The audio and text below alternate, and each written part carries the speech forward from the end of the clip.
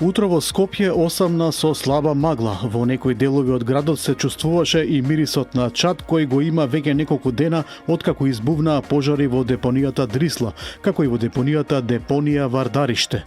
Според директорот на дирекцијата за заштита и спасување Стојанче Ангелов, чадењето од депонијата Дрисла е се уште присутно, но во многу помал обем и како што вели тоа не е причина за утринската магла во Скопје. Дивата депонија Вардариште пак е целосно изгасната и од неа нема никакво чадење. Аеродромци синоќа протестираа поради загадениот воздух и долготрајното нерешавање на проблемот на дивата депонија Вардариште. Граѓаните блокираа крстосница во оваа скопска општина, а овој пат и изведоа марш по улиците. Се бара итна реакција на надлежните за да сопре отровниот воздух кој навечер го поклопува аеродром.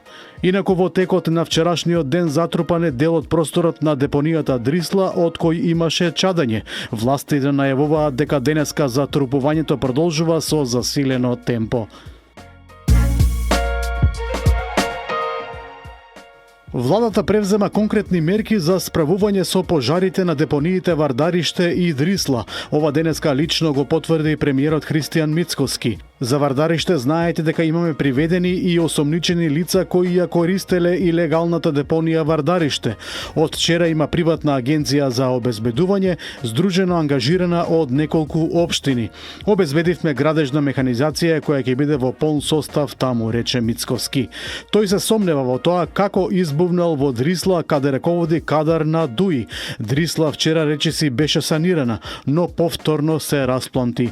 Чудно е како во одредени јавни предпријатија каде своји кадри има ДУИ се случуваат вакви работи. Тоа ќе го истражиме и ќе обезбедиме докази како е можно пожар кој беше речиси смирен наеднаш да се распланти, додаде Мицкоски.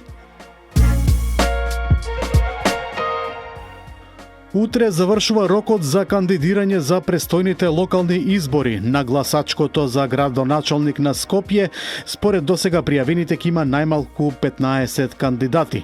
ВМРО ДПМН ќе настапи со Орце Ѓоргиевски, а СДСМ со Каја Шукова. Левица го кандидираше, а коалицијата Вреди го предложи Башким Бакиу. Александар Трајановски ќе настапи како кандидат на коалицијата предводена од Гром.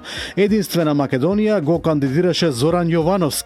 Има и повеќе независни кандидати кои ќе се обидат да ги освојат гласовите на скопјани. Срџан Амет, Горан Марковски од Независни заедно, како и Ване Цеков, Драган Николовски, Сашо Маневски, Сашо Панговски и Демир Исмаил. Во културата, како што тврди премиерот Христијан Мицковски, се реализираат историски инвестиции во повеќе градови низ Македонија. Тој ги истакна изградбата на театарот во Струмица и обновата на универзалната сала во Скопје како клучни капитални вложувања. За него решението за универзалната сала е модерно и ќе им се допадне на скопјани. Воедно се реконструираат и бројни културни домови низ целата држава. Мицковски додаде дека инвестициите во културата се неопходни за развој на општеството. Врвен приоритет за Орце Ѓоргиевски, кандидат за градоначалник на Скопје од ВМРО ДПМН, ќе биде пуштањето во употреба на подземниот булевар Македонија под комплексот Лимак и изградбата на 3 кружни текови на влезот и излезот од оваа сообраќајница.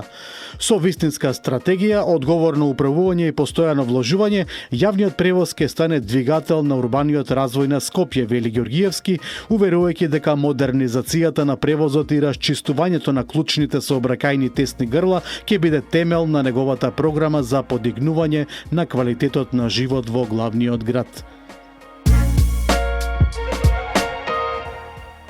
Бутел ќе добие 2 модерни мостови во Радишани. Ова го најави градоначалникот Дарко Костовски, укажувајќи дека така се решава децениско барање на граѓаните, а инвестицијата е вредна 24 милиони денари.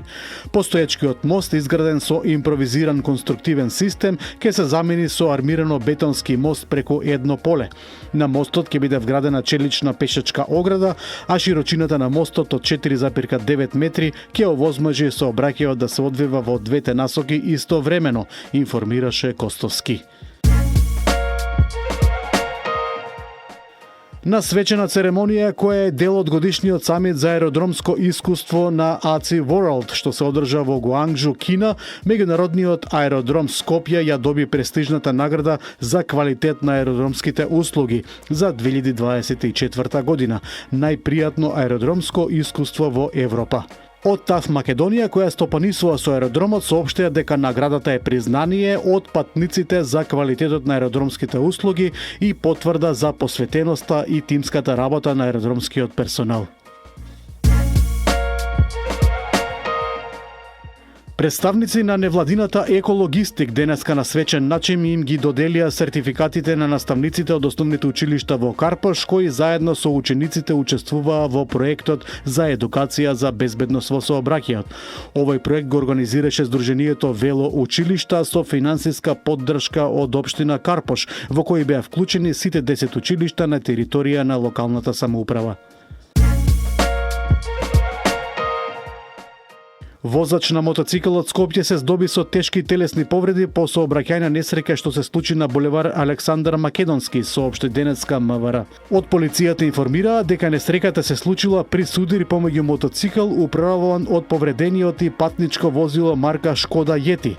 Двајцата возачи се договориле на самото место и си заминале, пошто бодоц на мотоциклистот побарал лекарска помош, при што бил донесен во градска општа болница Свети Наум Охридски со тешки телесни повреди, велат од МВР. Од денес на подрачјето на град Скопје се врши авионска дезинсекција против возрастни форми на комарци. Авионската дезинсекција против возрастни форми на комарци се одвива во раните утрински часови, додека од 16 до 19 септември во периодот од 22 часот до 3 часот ќе се одвива терестрична дезинсекција против возрастни форми на комарци и ларви од комарци. Викендов Скопје ќе биде домаќин на голем спортски спектакл во мешани боречки вештини ММА во спортскиот центар Јане Сандански. Генерален покровител на настанот е Министерството за спорт, додека технички организатор е Армада, една од водечките ММА организации во Европа.